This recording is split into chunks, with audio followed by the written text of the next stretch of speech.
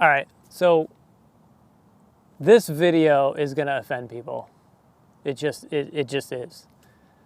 Some people are not gonna wanna hear what I have to say in this video, and it's gonna rub some people the wrong way, and some people are gonna get really upset, probably have some hate down in the comments, and but you know what?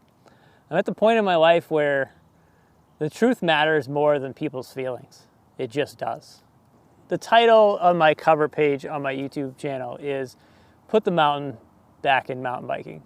I've been living in New Hampshire for my whole life. I'm in my 40s. My whole, it's not a career, but it's like my whole life living here. I've always tried to influence mountain bike, right? And I've been involved in all kinds of different things, tried to get involved, worked really hard to, influence how we build trails and wanting progression in our sport. And honestly, for those of you that are watching this video, this is mostly geared towards New England, like the Northeast mountain bike community / scene. This isn't anything to do with countrywide, but maybe, you know what? Maybe what I have to say in this video resonates with where you guys are at in your own, struggle, right? And I've been speaking out about our types of trails around here, and at every avenue, there's been roadblocks between, trying to get trails built at certain areas, certain trail systems over the years, heavily involved, trying to be involved with Bear Brook. The early days of NEMBA, who we've seen NEMBA kind of turn 180 degrees these past couple years because people are just leaving in droves or had left in droves. Now they're starting to kind of see the light on progression and a different style of trail. Because in New England, we have the majority of our riding is, just flat, rocky, rooty, techie, style of cross-country trails, up, down, and around, and boring. And that is what you get at 1,000 different trail areas, and you can have it to your heart's contempt. You know what I mean? There's just a plethora of it, and that's what we have, and that's it, literally.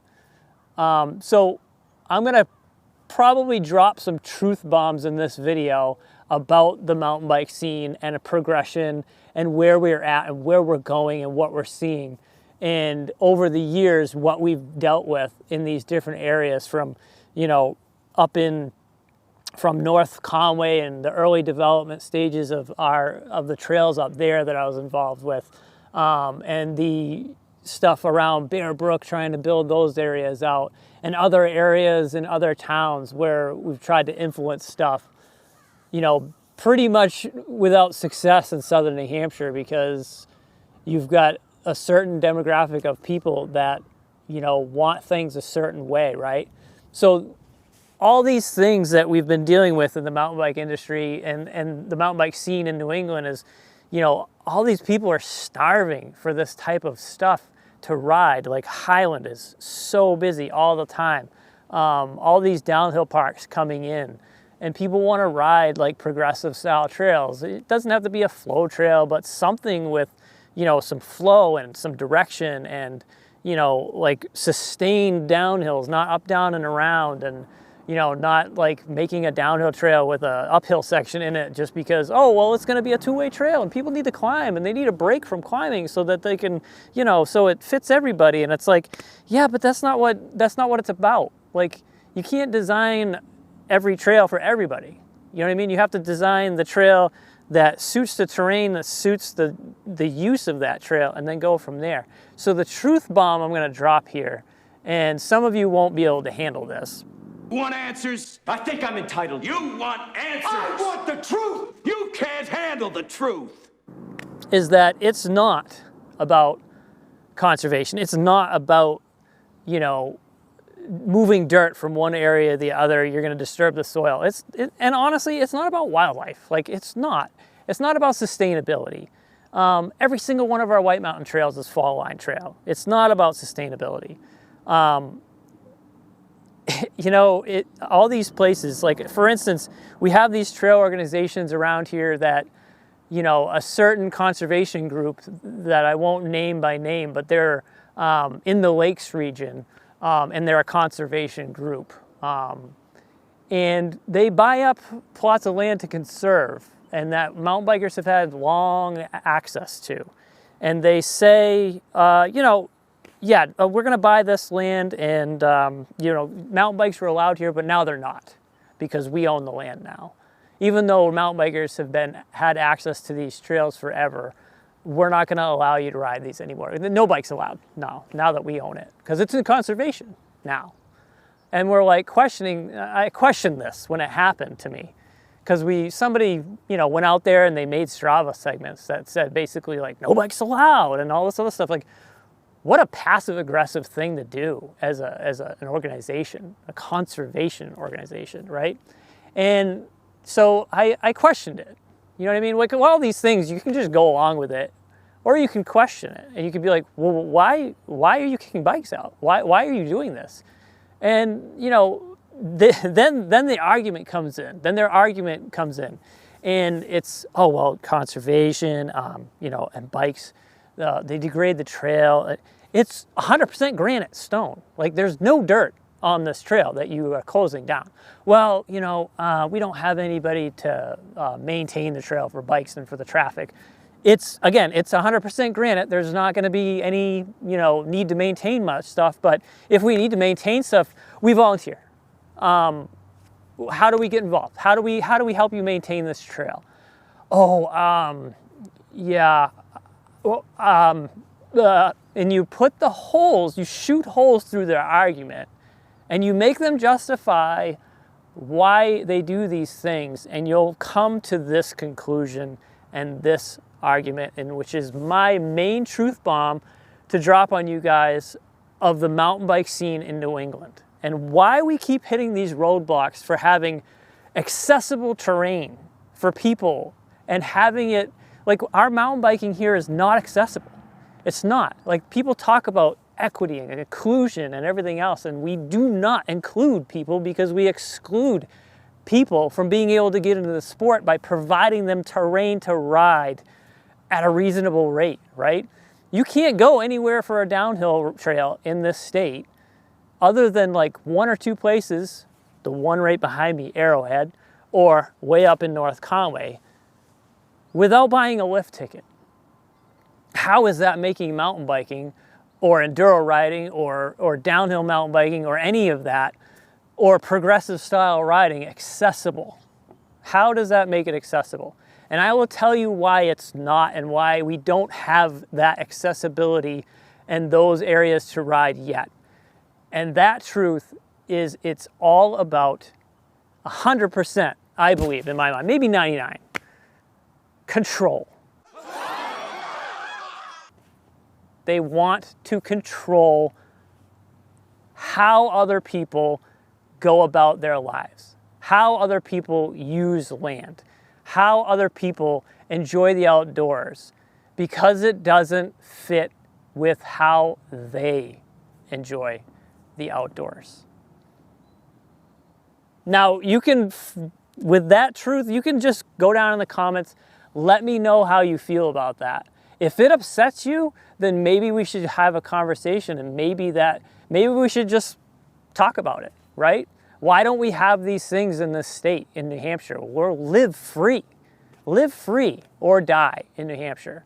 But yet we have no accessible progressive terrain or mountain bike trails provided for us, or even the permission to put them in areas with elevation or anything like that. We don't have it.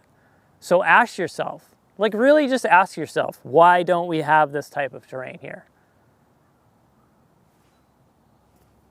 I believe, honestly and personally, it's been this whole time about control, because look at the place behind me. This is Arrowhead Recreational Area up in Claremont, New Hampshire. This is my sponsoring shop, Wheelhouse NH, and they've done it.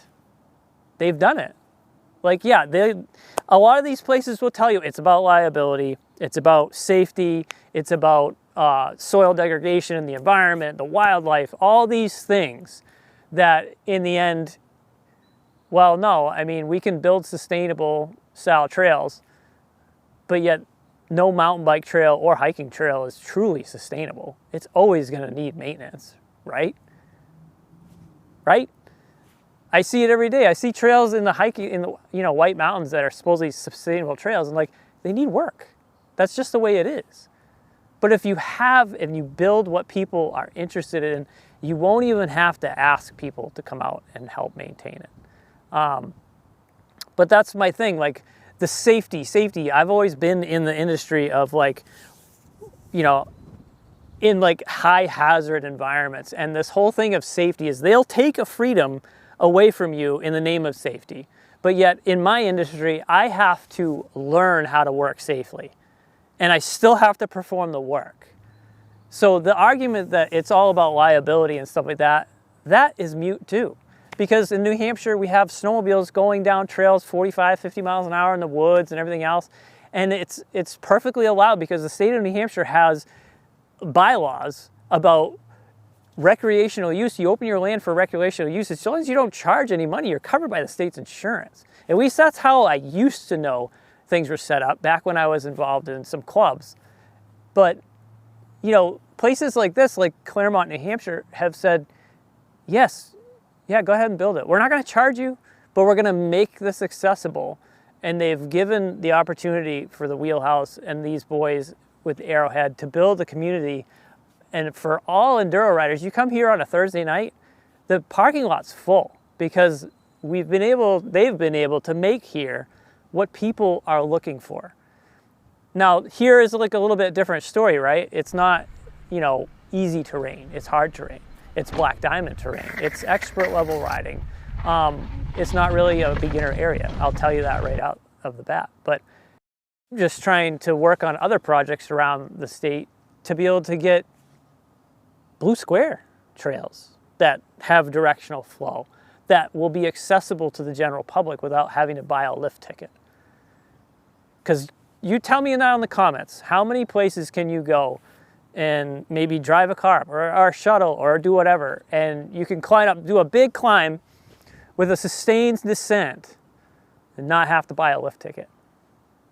I'll listen to you and I know where they all are, but in the end, I believe it's about control. And we need to start, in my view, calling these people out and telling them like it is. You're wrong. We need this. We need to build this. And until we start pushing back and telling people, no, you need to make this accessible to the general public and provide this type of riding. Because guess what? Like, when there's a lot of rogue building going on around the state, that's when we're not providing that particular riding style to the general public because there's a need for it. But we're not seeing that need, and we're trying to control, or they are trying to control the situation and how we recreate. And that, in my view, is the point of this video. And let me know what you think down in the comments. It may be a very divisive subject, but I feel like we're never going to move forward if we don't talk about these things.